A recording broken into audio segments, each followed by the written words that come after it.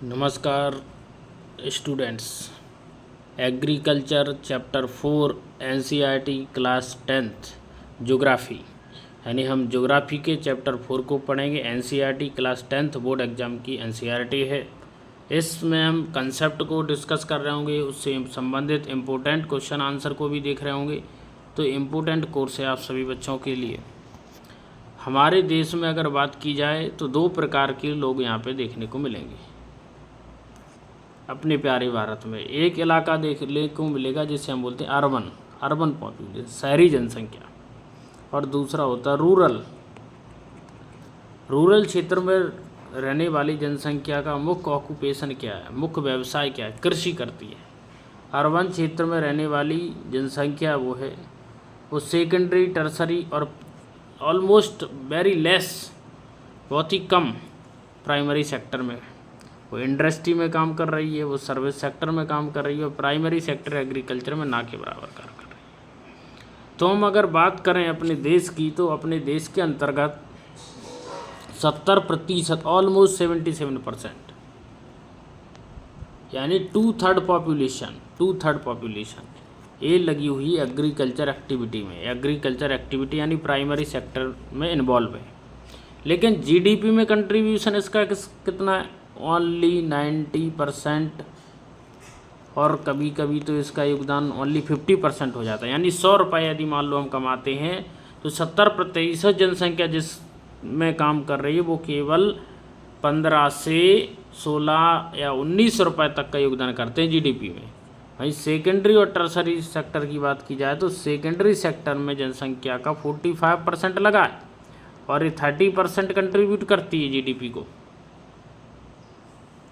और service sector की अगर बात की जाए तो सर्विस सेक्टर सबसे ज़्यादा कंट्रीब्यूशन करता है, ऑलमोस्ट 70%, और इसमें जनसंख्या 30% लगी हुई है। यानी जिसमें जनसंख्या बहुत सबसे कम लगी हुई है वो जीडीपी में सबसे अधिक रोल निभा रहा है। जीडीपी का मतलब होता है देश की कुल इनकम कितनी है, देश की कुल आय कितनी है। तो सबसे पहली बात हमने समझी कि एग्रीकल्चर प्राइमरी एक्टिविटी, एग्रीकल्चर कौन सी एक्टिविटी है? प्राइमरी एक्टिविटी है, और एग्रीकल्चर के अंतर्गत 2/3 पॉपुलेशन का पार्ट लगा हुआ है। ये इम्पोर्टेंट थी। इसके अलावा हम देखेंगे टाइप्स ऑफ फार्मिंग कौन कौन सी हैं। एग्रीकल्चर की इंडिया में अगर बात की जाए तो सबसे पुरानी एक्टिविटी के अंतर्गत इसे रखा जाता है। Agriculture as an old economic activity in our these years cultivation method have changed the significance depending upon the characteristics of the physical environment. यानी कौन सी खेती किस जगह होगी इस बात पर निर्भर करता है कि वहाँ का फिजिकल एनवायरनमेंट क्या है। पहली प्रकार की जो खेती जिसे बोलते हैं हम प्रिमिटिव सब्सटेंस फार्मिंग, इस कृषि के अन्य नाम भी हैं। अन्य नाम बोले तो जैसे कि इसे बोलते हैं झूम खेती, झूमिंग एग्रीकल्चर। झूम खेती कहने का अर्थ ये नहीं होता है कि झूम झूम की खेती करें। झूम खेती का मतलब है कि ऐसी खेती जिसे जंगली क्षेत्रों में, फॉरेस्ट एरिया में की जाती है, और आदिवासियों द्वारा मुख्य रूप से ऐसी खेती की जाती है जिसमें उसकी पूरी फैमिली या पूरी कम्युनिटी इन्वॉल्व होती है, और भारत की स्मॉल पॉकेट में की जाती है, यानी छोटे छोटे एरिया में जगह जगह प्रैक्टिस की जाती है। इस कृषि को स्लैश एंड बर्न एग्रीकल्चर के नाम से भी जाना जाता है, या कटिंग एंड बर्निंग एग्रीकल्चर के रूप में भी जाना जाता है। इस खेती के अंतर्गत क्या किया जाता है? सबसे पहले छोटे छोटे पिट्स बनाए जाते हैं, छोटे छोटे गड्ढे बनाए जाते हैं। उन गड्ढों को खोद करके इसमें कोई मशीन का यूज नहीं होता है, या फिर सीधे बीज फेंक दिए जाते हैं खेत में, और बीज जब बड़े हो जाते हैं तो उन पौधों को काट लिया जाता है, बीज निकाल दिए जाते हैं, और माँ की बचे हुए अवशेष में आग लगा दी जाती है, और आदिवासी लोग दूसरी क्षेत्रों में खेती करने चले जाते हैं। इसीलिए इसे झूम एग्रीकल्चर या झूम खेती के नाम से भी जाना जाता है। इसे शिफ्टिंग एग्रीकल्चर के नाम से भी जाना जाता है, क्योंकि इसमें एक जगह खेती करने के बाद फिर दूसरी जगह शिफ्ट हो जाते हैं। दुनिया के अलग अलग क्षेत्रों में इस झूमिंग एग्रीकल्चर के अलग अलग नाम आपको देखने को मिलेंगे। जैसे स्लैश एंड बर्न एग्रीकल्चर इसका नाम है, इसको मिल्पा भी कहा जाता है। मैक्सिको एंड सेंट्रल अमेरिका में, कॉनस वेनेजुएला में कहा जाता है, रोका ब्राज़ील में कहा जाता है, मोसाले सेंट्रल अफ्रीका में कहा जाता है, लदांग इंडोनेशिया में कहा जाता है, रयाय वियतनाम में कहा जाता है, यानी इसके कई नाम आपको देखने को मिलेंगे। इस प्रकार की खेती होती है। जो आपको मैप दिख रहा है, फोटो दिख रही है, ये है झूमिंग एग्रीकल्चर। सबसे पहले उन्होंने बीज फेंक दिए, सभी तो देखिए आप यहाँ वहाँ खेती हो रही है। जब बड़े हो गए तो पौधा काट लिया, बचा उगा अवशेष उन्होंने आग लगा दी, वो राख हो गया। और राख क्या होता है? नेचुरल फर्टिलाइज़र का काम करता है। राख किसका काम करता है? नेचुरल फर्टिलाइज़र का काम करता है। फर्टिलाइज़र क्या करेगा? फर्टिलाइज़र खेती की उर्वरता शक्ति यानी फर्टिलाइजेशन पावर बढ़ा देगा। जब 5 से 10 साल बाद वो लोग लौट के आएंगे तो दोबारा इसी क्षेत्र पे खेती कर लेंगे, इसलिए इसे शिफ्टिंग एग्रीकल्चर भी कहा जाता है। इसके अलावा एग्रीकल्चर का दूसरा टाइप है इंटेंसिव सब्सटेंस फार्मिंग। इसके पहले हम इंटेंसिव फार्मिंग पढ़ें, हम कुछ एग्जाम्पल भी समझ लेंगे झूम एग्रीकल्चर कौन कौन सी जगह की जाती है। तो इसके अंतर्गत हम एग्जाम्पल में देखेंगे झूम एग्रीकल्चर के अंतर्गत नॉर्थ ईस्ट जो रीजन है हमारा, नॉर्थ ईस्ट उत्तर पूर्वी राज्य, जिसमें 7 सिस्टर भी शामिल हैं, जिसमें 7 सिस्टर भी शामिल हैं, 7 सिस्टर, यानी नॉर्थ ईस्ट के जितने भी राज्य, आसाम हो, मेघालय हो, मणिपुर हो, मिजोरम हो, अरुणाचल प्रदेश हो, इन सिक्किम हो, इन सारे राज्यों में आपको ये झूम खेती देखने को मिलेगी। अब बात करेंगे इंटेंसिव फार्मिंग। इंटेंसिव फार्मिंग को बोलते हैं सघन खेती या गहन खेती। सघन खेती या गहन खेती कहने का अर्थ है कि ये बड़े पैमाने पर की जाने वाली खेती है और ऐसी जगह पे की जाती है जहाँ की पॉपुलेशन बहुत ही ज़्यादा होती है, अत्यधिक ज़्यादा पॉपुलेशन होती है और इसमें प्राप्त करने के लिए जनसंख्या ज़्यादा होती है, इसलिए प्रोडक्ट ऐसे इलाके जिनकी जनसंख्या बहुत ज़्यादा होती है तो जनसंख्या की खाद्यान्न आवश्यकताओं को पूर्ति करने के लिए एक मासिव प्रोडक्शन करने की ज़रूरत होती है, बड़े पैमाने पर उत्पादन की ज़रूरत होती है। ऐसे क्षेत्र में इंटेंसिव फार्मिंग की जाती है। ऐसे क्षेत्रों में आधुनिक कृषि के इनपुट्स बहुत ही बड़े पैमाने पर अवेलेबल होते हैं, जैसे कि मशीन्स हैं, ट्रैक्टर है, हार्वेस्टर है, इरिगेशन प्रणाली है, बायोकेमिकल्स हैं, इरिगेशन है, ये सारी चीज़ें जिनसे प्रोडक्शन बढ़ता है, चाहे पेस्टिसाइड हो, इंसेक्टिसाइड्स हो, बड़े पैमाने पर आपको यहाँ पर देखने को मिलेंगे। ऐसी खेती भारत में कहाँ कहाँ की जाती है, इस चीज़ को समझेंगे हम। ऐसी खेती की जाती है यूपी में, बिहार में, एमपी में, पंजाब में, हरियाणा में, क्योंकि ऐसे राज्य जिनकी पॉपुलेशन ज़्यादा है, इन बड़े राज्यों की पॉपुलेशन की आवश्यकताओं को पूरा करने के लिए ऐसी खेती की जाती है। कॉमर्शियल क्रॉपिंग की बात की जाए, यहाँ पे आप देखो इंटेंसिव फार्मिंग के आप प्रकार देखोगे। इंटेंसिव फार्मिंग के अंतर्गत ऊपर आप देख रहे हैं banana plantation in southern part of India. अब देखो कितने गहन है, बनाना ही बनाना के वृक्ष आपको देखने को मिल रहा है, तो बड़ गहन खेती के रूप में जानी जाती है। एक तरीके से एक खेती का एक प्रकार है जिसके अंतर्गत बहुत ही पास पास में पौधों को लगाया जाता है और कम से कम एक वर्ष में 1 ईयर में 3 खेती कर ली जाती है, रबी की क्रॉप, खरीफ की क्रॉप और जायद क्रॉप। जबकि आप झूम खेती में देख रहे हो तो झूम खेती वर्ष में 1 बार की जाती है और कभी कभी तो वो 5 वर्ष या 10 वर्ष बाद 1 बार खेती की जाती है, यानी लगातार कंटिन्यूअस 2 या 2 से अधिक सालों तक झूम खेती नहीं की जाती है। जबकि इंटेंसिव फार्मिंग वो होती है जो एक ही साल में 3 बार कर ली जाती है और पर ईयर हर साल खेती की जाती है। तो ये फंडामेंटल डिफरेंस है इंटेंसिव फार्मिंग और झूमिंग कृषि, या कि आप कह दीजिए कि सब्सटेंस फार्मिंग में। ये दोनों में अंतर आपको समझ में आ गया होगा। एग्जाम्पल देख लिया, अब देखेंगे कॉमर्शियल क्रॉप। बम्बू ट्री को यहाँ पे देखिए, बम्बू प्लांटेशन है नॉर्थ ईस्ट। नॉर्थ ईस्ट में बम्बू प्लांटेशन बड़े पैमाने पर किया जाता है। बाँस को पहले ट्री यानी वृक्ष की श्रेणी में रखा जाता था, लेकिन भारत सरकार ने चूँकि बाँस की ज़रूरत कागज़ उद्योग में बहुत ज़्यादा होती है, न्यूज़पेपर उद्योग में बहुत ज़्यादा होती है, इसलिए इसे अब ग्रास की कैटेगरी में रख दिया गया। यानी अगर ऑप्शन पूछे कि बम्बू क्या है तो बम्बू को हम कहेंगे कि बम्बू वर्तमान में यानी आज की डेट में ग्रास की कैटेगरी में आता है। कॉमर्शियल फार्मिंग देखेंगे, ऐसी फसलें जो कि व्यापार के लिए की जाती हैं, ऐसी फसलों को हम कॉमर्शियल क्रॉपिंग कहते हैं। इनका उद्देश्य जनसंख्या की खाद्यान्न आवश्यकताओं को पूरा करना नहीं होता, बल्कि व्यापार या एग्रीकल्चर मार्केटिंग को बढ़ावा देना होता है, ताकि कृषि उत्पाद पैदा करके उन्हें बाजार में मार्केट में बेचा जा सके। ऐसी फार्मिंग को बोला जाता है कॉमर्शियल फार्मिंग। इनमें ऐसी फसलें उगाए जाते हैं, इन्हें नकदी फसलें कहा जाता है, कैश क्रॉप कहा जाता है, यानी इन्हें बेचने पर तुरंत इन्हें हैंड कैश प्राप्त होता है। ऐसी फसलों के लिए जो बीज यूज किए जाते हैं उन्हें बोला जाता है HYV बीज, हाई यील्डिंग वैरायटी सीड्स। यानी अगर एक बाल की बात करें गेहूं की, जो जिसमें मान लो 20 दाने होते हैं, लेकिन अगर हम HYV बीज का यूज करेंगे तो एक ही बाल में 40 से 50 दाने हमें देखने को मिल जाएंगे। यानी इससे क्या होता है कि खेती में प्रोडक्शन बढ़ जाता है। कॉमर्शियल फार्मिंग के अंतर्गत हम केमिकल फर्टिलाइज़र का यूज करते हैं, इंसेक्टिसाइड्स का यूज करते हैं, पेस्टिसाइड का यूज करते हैं। केमिकल फर्टिलाइज़र का मतलब खाद, जैसे कि DAP, यूरिया। इंसेक्टिसाइड्स का मतलब कीटनाशक, जिनसे जो कीट हैं वो मर जाएं और फसल सुरक्षित बनी रहे। पेस्टिसाइड उन्हें कहा जाता है जो अननेसेसरी ग्रास है, अननेसेसरी चारा है, उसे पेस्टिसाइड कहा जाता है।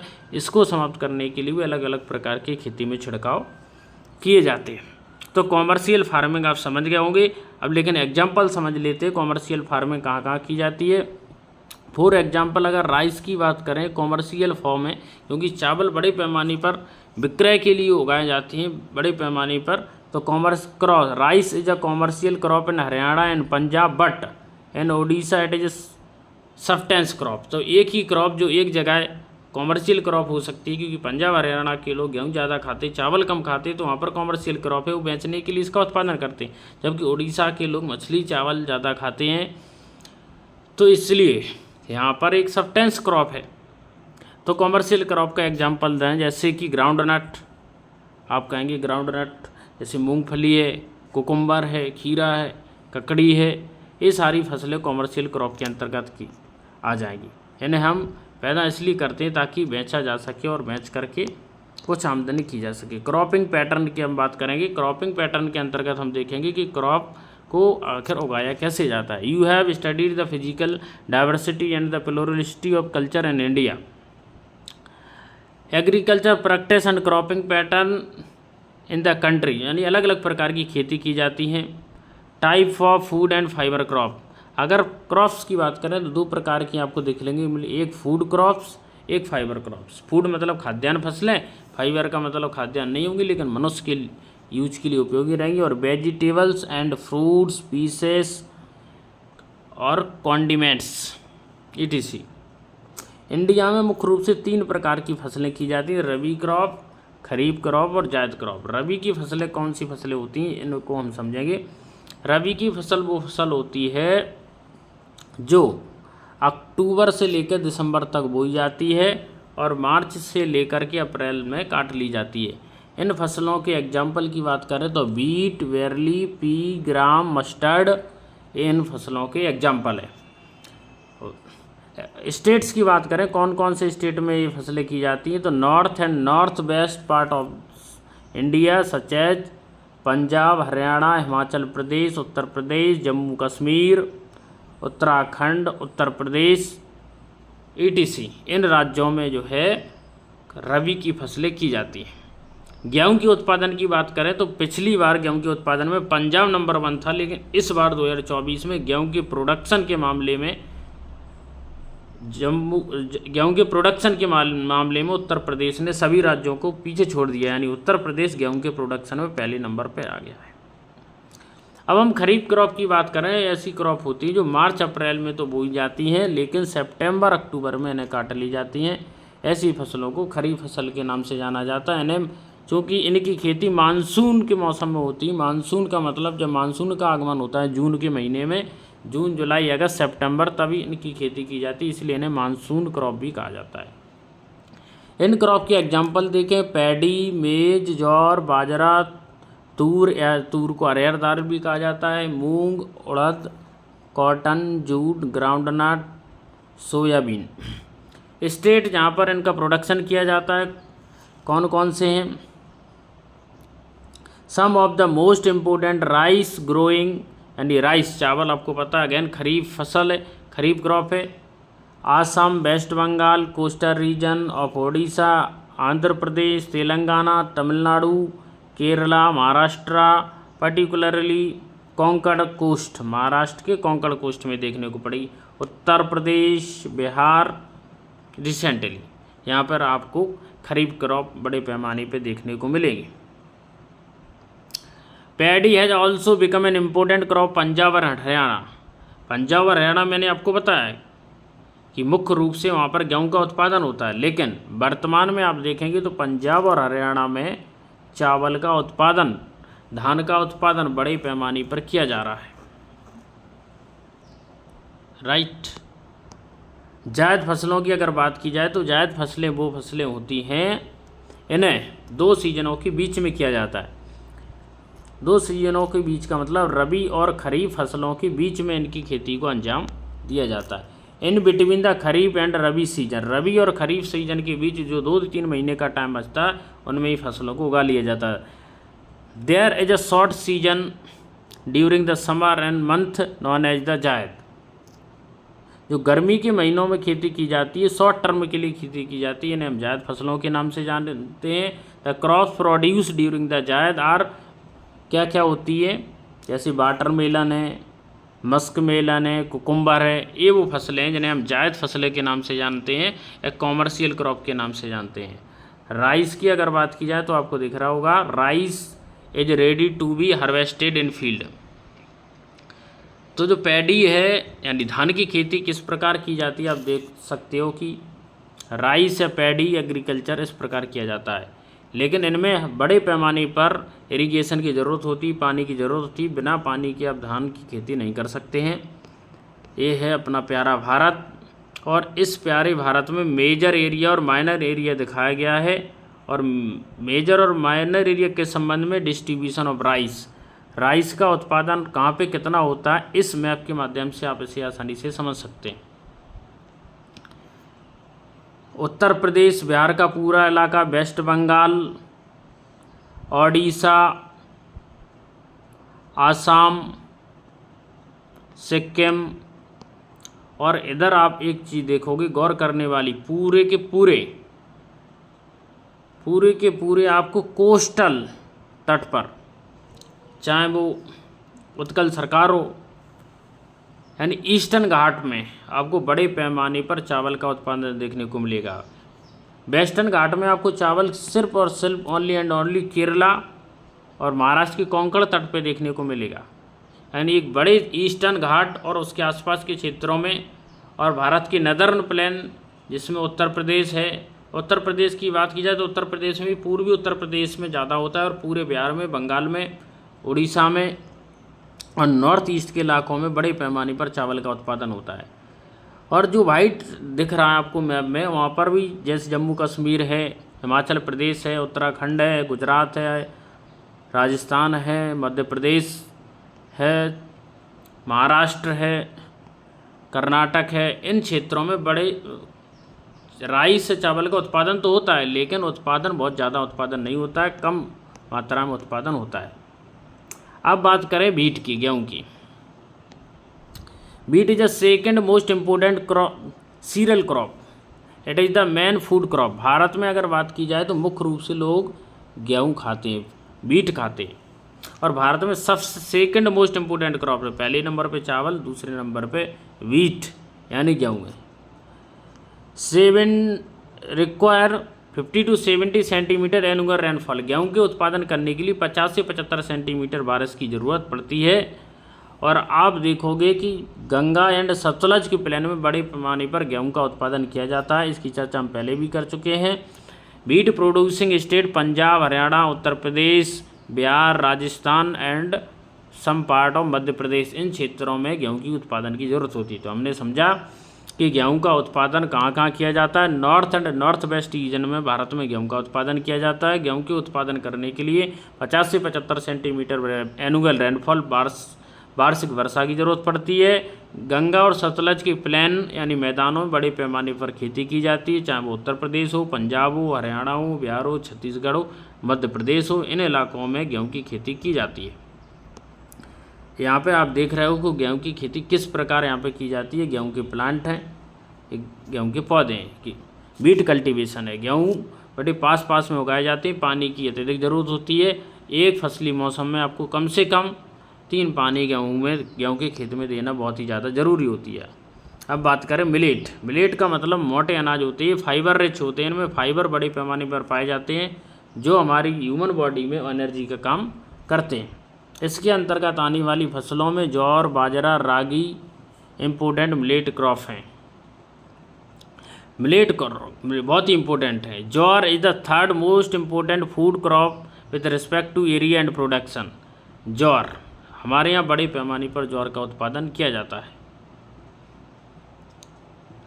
अगर कुछ फसलों की बात की जाए तो इनमें जो सबसे ज़्यादा महत्वपूर्ण चीज़ होती है, very rich in iron, calcium and micro nutrients, यानी इन्हें बड़े पैमाने पर आपको खनिज लवण देखने को मिलेंगे।